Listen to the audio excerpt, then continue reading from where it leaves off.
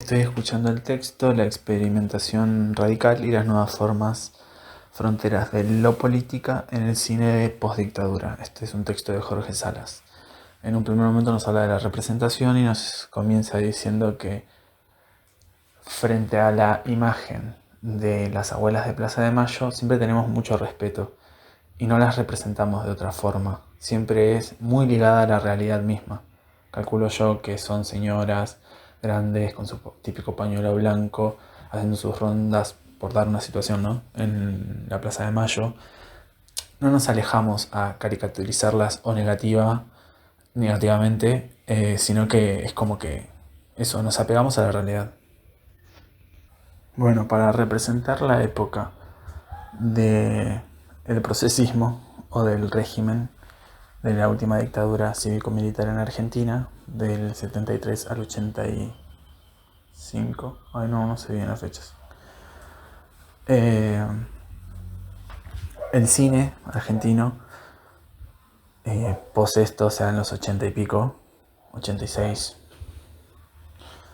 88, va a empezar a representarlo de una forma más hegemónica, que es como, bueno, el horror frente a este tiempo y el consenso común de que ese pasado era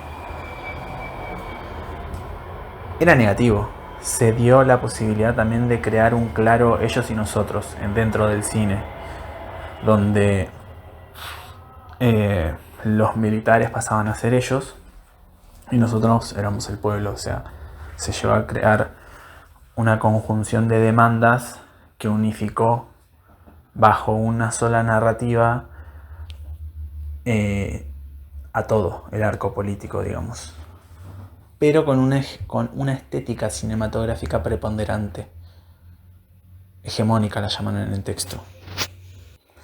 Bueno, Pino Solanas en Argentina, por ejemplo, es uno de los realizadores padres del concepto junto con Getino del tercer cine. Es una idea de cine de liberación donde se reconoce el rol que juegan las imágenes en movimiento y se lucha porque lo que se produce, el cine que se produce en una nación, tenga valor cultural. Hay que decir que este cine nace en los 60 en Argentina, una época muy convulsionada, particularmente en Latinoamérica, por el contexto de la Guerra Fría que se estaba dando a nivel global. Estos dos hegemones, Estados Unidos y la antigua Unión Soviética, pugnaban modelos, el capitalista y el socialista. En su propio patio trasero, en plena disputa,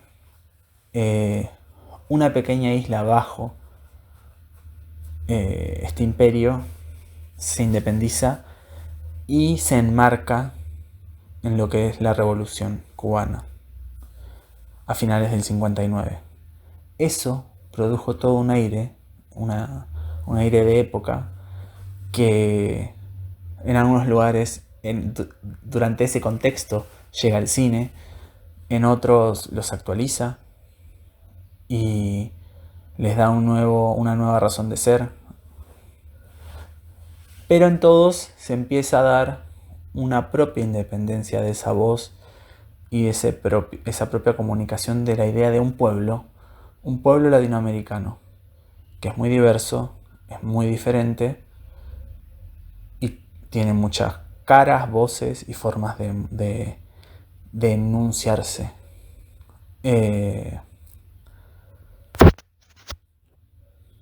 Ernesto Laclau observa que en las sociedades que post-industrializadas, la figura del deseo, del cuerpo, como esta, que son nociones del ámbito de la moral, bueno, cómo fueron cambiando post la llegada de la industria en las sociedades ya proletarias, vamos a decir, de masas. Habeas Corpus, el primer largometraje del fallecido Jorge Hacha, concreta un salto radical en cuanto a las formas habituales de representación de lo político. Al igual que en el caso anterior, el film trabaja sobre las oposiciones entre espacios abiertos y clausurados y a partir de una estructura cíclica que potencia la ambigüedad temporal. Son 4 días en la vida de un hombre detenido en un centro clandestino. Junto a él, se recorta la figura de su captor. No mediará diálogo alguno entre ambos ni compartirán el mismo escenario, salvo en la última secuencia. Todo se somete a la repetición de una serie de gestos mecánicos, siempre iguales. El inicio y el final de los días serán visualizados por los diferentes ingresos del guardián al lugar. Para despegar esta apuesta por el minimalismo, las actividades de este último se reducirán a mirar revistas de fisicoculturismo, comer y dejar las obras como alimento para la víctima. Las únicas señales que permiten situar a la narración en unas coordenadas reconocibles provienen de los sonidos de la radio, en los que un locutor relatará los sufrimientos de Cristo durante la crucifixión. Estamos en Semana Santa y el relato de la pasión se fundirá con la visión del cuerpo sufriente del preso.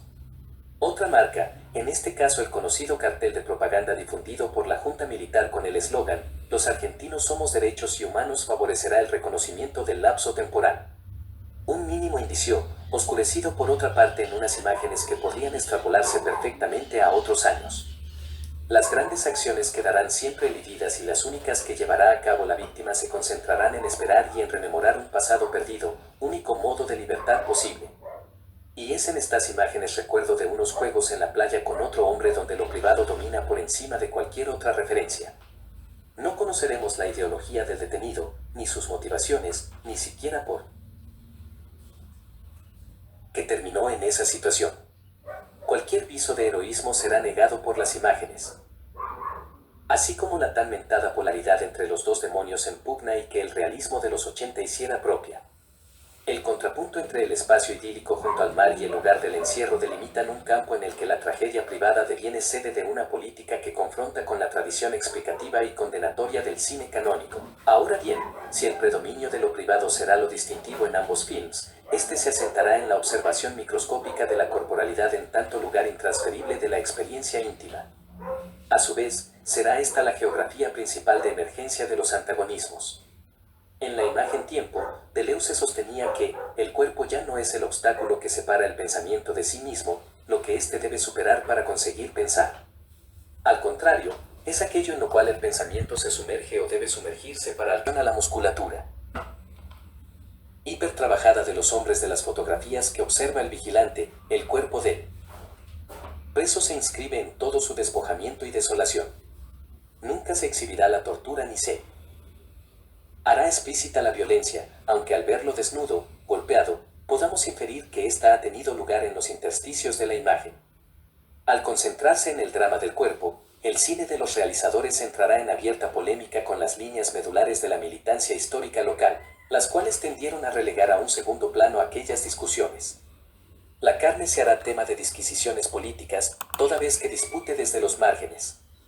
En Habeas Corpus será la representación del cuerpo torturado y doliente por oposición a la musculatura exacerbada de las revistas y también al placer lúdico, lindante a un velado homoerotismo, que emana del recuerdo del prisionero. Del mismo modo, en diapasón el cuerpo de Boncha se situará como centro de gravedad de las acciones de Ignacio, Deleuze, una vez más, al describir la crisis de la imagen-acción y la aparición de nuevos modelos proponía como uno de sus caracteres, además de la forma vagabundeo, la situación dispersiva y los lazos deliberadamente débiles, actualizados también en las películas de los directores. Uno vinculado directamente a la experiencia social, la toma de conciencia de los tópicos, Deleuze, 1985.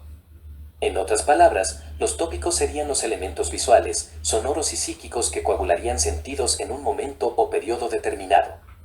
La condición de posibilidad para su manifestación es la de estar naturalizados y ser utilizables sin que medie una operación de conciencia. Entonces, lo que estos realizadores aportan como gesto político radical es la desalienación de las imágenes y los discursos institucionalizados. Polaco mostrará la cualidad enajenante de las normas del comportamiento socialmente codificadas.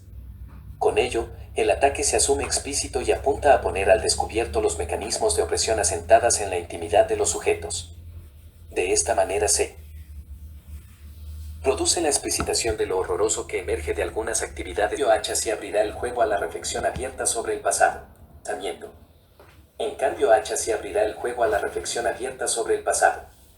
Pero también, mientras el primero apostará a construir un cine respaldado por las instituciones, con las consecuencias que esta decisión puedan acarrear en la práctica, el otro se mantendrá en los márgenes como opción que le permitirá ahondar en la experimentación y en una profundización del interés por derribar aquellos discursos naturalizados.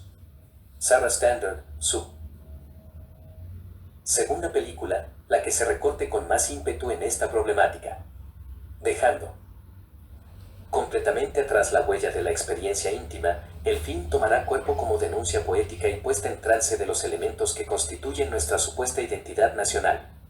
Según las declaraciones de intención del director, el film retoma la idea de construcción del altar de la patria, especie de masa escultórica que proyectara José López Rega en 1975, por entonces ministro del Interior, como monumento totalizante de la argentinidad. Allí deberían quedar plasmadas todas las figuras que conforman esa conciencia común, de San Martín, Belgrano y Sarmiento a los restos de Juan Domingo Perón y Evita, desde Carlos Gardel a la imagen de la Virgen de Luján. Dicho argumento, no explicitado abiertamente en la película, funciona como enclave de la tenue organización dramática. En ella vemos a 5 obreros circulares. La palabra, al igual que en habeas corpus, está negada. El gesto político de Hacha aparece en la decisión de volverlos conscientes, desalinearlos, para mostrar su cualidad de pura imagen.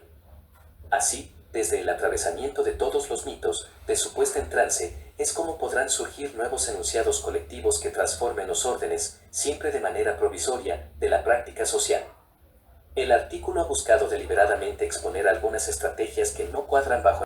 Las 4 películas analizadas aquí no solo se apartan del resto de sus contemporáneas, fundamentalmente por la voluntad de superponer una mirada diferente sobre la tortura, el encierro y la opresión a unos modos de hacer contrapuestos a los regímenes realistas de la imagen.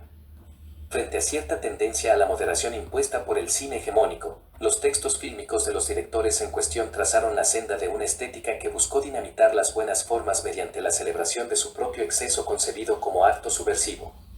Así, el empleo de la desmesura llega aún más lejos en su radicalidad que las formas alegóricas que hicieron también uso de imágenes recargadas y artificiales.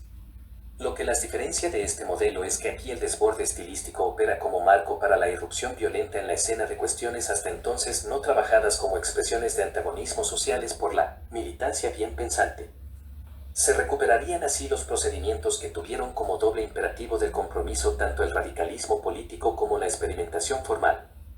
Las producciones de Hacha y Polaco dialogan, quizás sin saberlo, con el contracine local de la década pasada, sofocado por las presiones. Da un contexto histórico, concretamente con películas como Alianza para el Progreso, Julio Ludueña, 1971.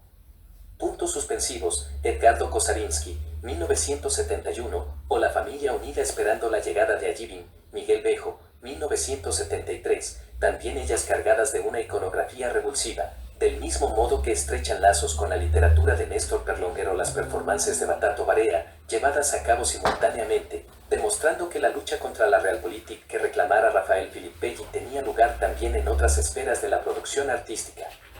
Y, ¿por qué no también, la audacia y el riesgo estético que emana de sus construcciones será el camino que hoy profundiza cierto cine contemporáneo cuando intenta abrir nuevos frentes de denuncia?